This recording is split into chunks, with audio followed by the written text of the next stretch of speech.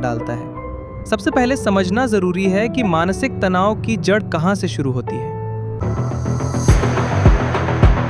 जब बच्चे छोटी कक्षाओं में होते हैं तो उन्हें पढ़ाई मजेदार लगती है, लेकिन जैसे जैसे वे बोर्ड कक्षाओं या प्रतियोगी परीक्षाओं के पास पहुंचते हैं, उन पर उम्मीदों का बोझ बढ़ने लगता है। स्कूलों का रट्टा मारने वाला सिस्टम, नंबरों की होड़ और अच्छे कॉलेज या नौकरी की चिंता धीरे धीरे उन्हें असुरक्षित महसूस कराती है। जिन बच्चों को परिवार से लगातार तुलना मिलती है, वे और ज़्यादा दबाव महसूस करते हैं। इस दबाव का असर उनके मानसिक स्वास्थ्य पर दिखने लगता है। कई छात्र रातों की नींद खो बैठते हैं। कुछ को चिंता की वजह से पेट दर्द, सिर दर्द या भूख कम लगने लगती है। बहुत सारे बच्चों में आत्मविश्वास घटने लगता है और वे खुद को दूसरों से कम समझने लगते हैं। कुछ मामलों में तो ये दबाव अवसाद और घबराहट के दौरे तक पहुंचा देता है। सबसे बड़ी समस्या यह है कि हमारे समाज में मानसिक स्वास्थ्य को आज भी गंभीरता से नहीं लिया जाता।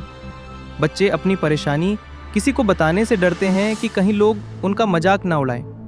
मानसिक स्वास्थ्य से जुड़ी एक और बड़ी समस्या है अकेलापन।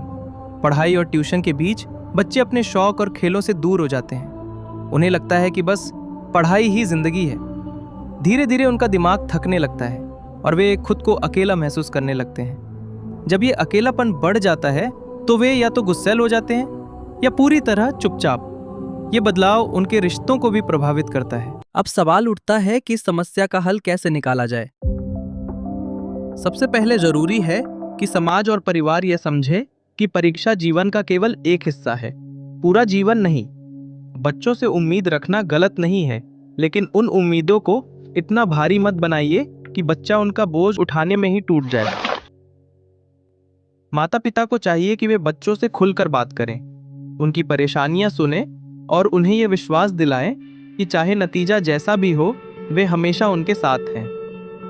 दूसरी बात, छात्रों को अपनी पढ़ाई और मानसिक स्वास्थ्य के बीच संतुलन बनाना सीखना होगा। लगातार पढ़ाई करने से बेहतर है कि बीच बीच में ब्रेक लिया जाए। छोटे छोटे समय के लिए ध्यान, योग या गहरी सांस लेने की प्रैक्टिस दिमाग को शांत करती है। इसके अलावा हर दिन थोड़ा समय खेलों या शौक में लगाना चाहिए। ये दिमाग को तरोताज़ा रखता है और पढ़ाई की क्षमता बढ़ाता है। तीसरा समाधान है सही समय प्रबंधन। अक्सर तनाव इसलिए भी बढ़ता है क्योंकि बच्चे आखिरी समय पर सारा कोर्स पूरा करने की कोशिश करते हैं। अगर पढ़ाई को छोटे छोटे हिस्सों में बांटकर पहले से शुरू किया जाए तो तनाव काफ़ी हद तक कम हो सकता है। टाइम टेबल बनाकर उस पर अमल करने से न केवल आत्मविश्वास बढ़ता है बल्कि समय भी बचता है। चौथा, तुलना से बचना बेहद ज़रूरी है। हर बच्चा अलग है, हर किसी की क्षमता और रुचि अलग होती है। दूसरों से तुलना करना मानसिक दबाव को और बढ़ा देता है। इसके बजाय अपनी प्रगति पर ध्यान देना चाहिए। आखिर में सबसे अहम है मदद मांगना। अगर तनाव और चिंता बहुत ज़्यादा बढ़ जाए तो किसी भरोसेमंद शिक्षक, काउंसलर या डॉक्टर से बात करनी चाहिए। आजकल कई हेल्पलाइन और ऑनलाइन काउंसलिंग सेवाएं उपलब्ध हैं, जिनसे छात्र बिना झिझक मदद ले सकते हैं। परीक्षाएं ज़रूरी हैं, लेकिन उससे भी ज़्यादा ज़रूरी है एक स्वस्थ मन। याद रखिए कि अंक आपके भविष्य का एक हिस्सा हो सकते हैं, लेकिन आपकी खुशियाँ, आत्मविश्वास और मानसिक शांति ही असली पूंजी है।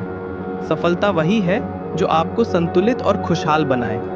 इसलिए पढ़ाई ज़रूर कीजिए, मेहनत भी कीजिए, लेकिन अपनी मानसिक सेहत को कभी अनदेखा मत कीजिए, क्योंकि अगर दिमाग शांत और मजबूत होगा तो कोई भी परीक्षा मुश्किल नहीं लगेगी।